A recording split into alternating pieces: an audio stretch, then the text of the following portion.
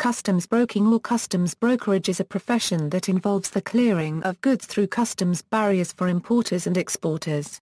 This involves the preparation of documents and/or electronic submissions, the calculation and payment of taxes, duties and excises, and facilitating communication between government authorities and importers and exporters. Custom brokers may be employed by or affiliated with freight forwarders, independent businesses, or shipping lines, importers, exporters, trade authorities, and customs brokerage firms. United States. Customs brokers in the United States prepare and submit documentation to notify or obtain clearance from government agencies such as the U.S. Food and Drug Administration, the U.S. Department of Agriculture, and the Fish and Wildlife Service. They also arrange the transshipment of merchandise via trucking companies. Many customs brokers specialize in certain goods like apparel, perishables, or clearing the crew and manifest of large cargo vessels.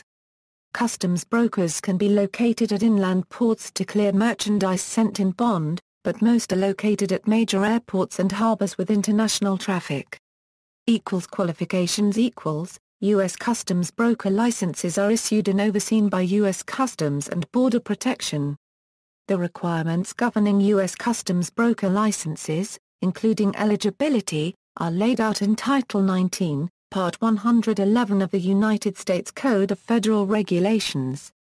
These regulations permit both individuals and companies to obtain customs brokers' licenses, though the application process and general rules governing each type of license differ from each other.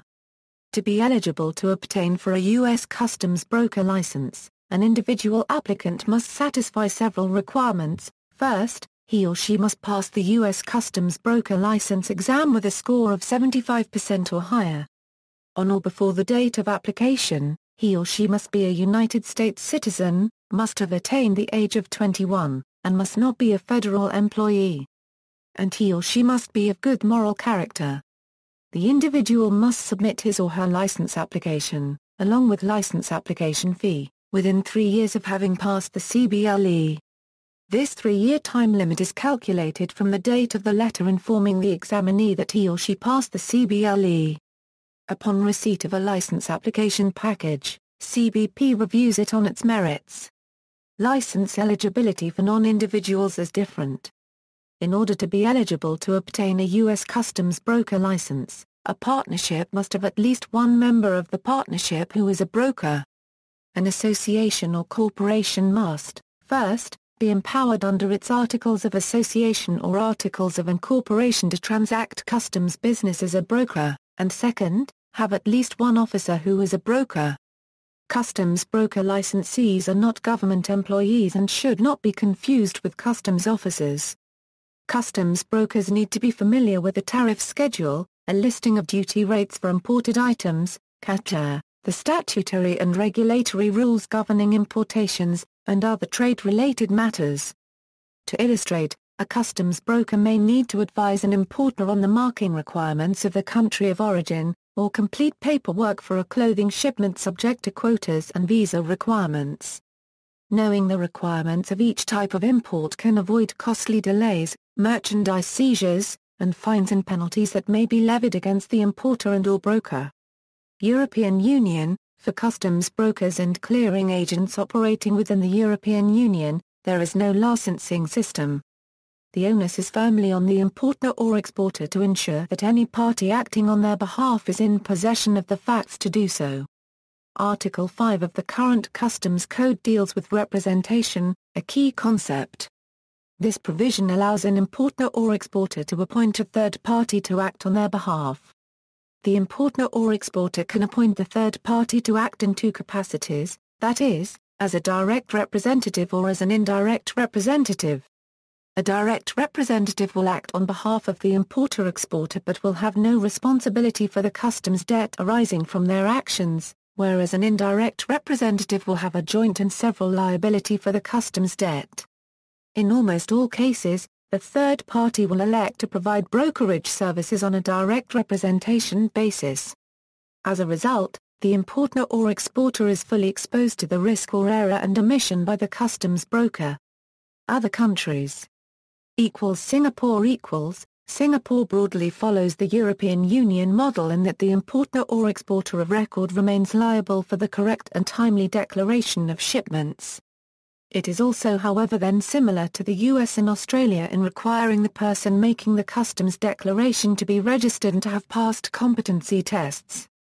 All declarations are made online through Singapore Customs TraderNet system using one of the TraderNet front-end applications licensed by Singapore Customs for that purpose. Whilst there is no customs broker role explicitly recognized by Singapore Customs, there is separate recognition for the various service providers within the customs processing chain. These are as follows: declaring entity. The declaring entity is the importer or exporter of record and whose unique identifying number is being used to make a declaration for import, export or transshipment.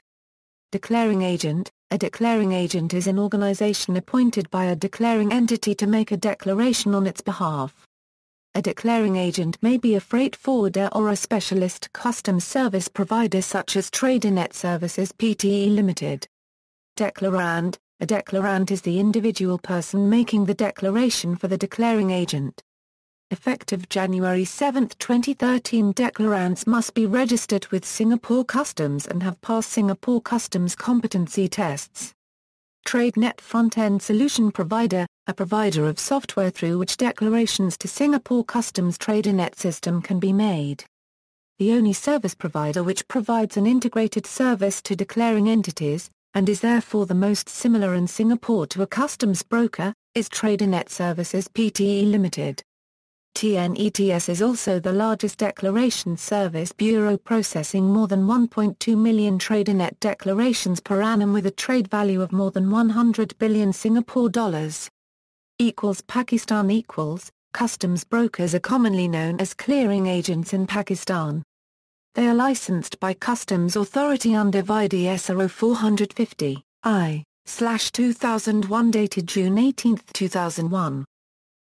India. Customs brokers are licensed by the Commissioner of Customs that has jurisdiction over the area where the applicant intends to carry out their business in India and are governed by the Customs Brokers Licensing Regulations 2013. Costa Rica. Customs broker are authorized by Directorate General of Customs. University degree requirement is Bachelor of Customs Administration and 2 years of experience, plus $10,000 bail with the first customs. There are heavy fines in case of error or wrong calculado tariff classification, being one of the more risk-into professions in Costa Rica. Philippines. Customs broker is a profession which expertise include tariff and customs laws, rules and regulations for the clearance of imported or exported goods or merchandise from customs authority, preparation of import or export documents including computation and payment of duties, taxes and other charges accruing thereon, representing clients before any government agency concerning classification or valuation of imported or exported goods, and is a bona fide holder of a valid license as such by the Professional Regulatory Board for Customs Brokers. Australia. In Australia, customs brokers are licensed by the Australian Customs and Border Protection Service, and some are members of the Customs Brokers and Forwarders Council of Australia. The relationship between a broker and client may begin before the actual importing of goods. A complicated scrutiny of customs duty, tax rates and government trade regulations and quarantine permission may have to be undertaken first. Brokers are trained and licensed to provide consultancy services of the above nature, as accuracy is critical to the importer. Due to the broker's intimate knowledge of the client unregistered trademark's business activities, their relationship can be difficult to break. When a broker receives the documents for a job, they register it in the company system, then to process a customs entry they must classify goods in accordance with customs regulations, obtain relevant permits from the importer, process the customs entry in compile a unregistered trademark system, and pay duties and taxes on behalf of the importer. After the above is completed and clearance from customs has been given, a complete dispatch is made. The customer must be sent invoices for disbursement, then the cargo can be taken from the bonded warehouse and delivered to the customer unregistered trademark nominated facility. Canada. In Canada, customs brokers are licensed by the Canada Border Service Agency and most are members of the Canadian Society of Customs Brokers. The customs broker licenses are issued under the Customs Brokers Licensing Regulations and Section 9 of the Customs Act. New Zealand to operate as a customs broker in New Zealand, you need a unique user identification. UUI accreditation can be achieved by sitting and passing 3 exams set by the Customs Brokers and Freight Forwarders Federation of New Zealand Incorporated. South Korea customs broker are licensed by Customs Authority. Customs broker should pass 2 separate exams. First test is multiple choice but second test is essay type. They should memorize major articles in customs law, valuation principles, HS headings with notes and international trade rules. For example, UCP, CISG, rules for customs broker are broader than other countries. 1. From customs clearance, customs compliance consulting up to administrative appeal. References. Export declaration form. External links, informed compliance from U.S. Customs.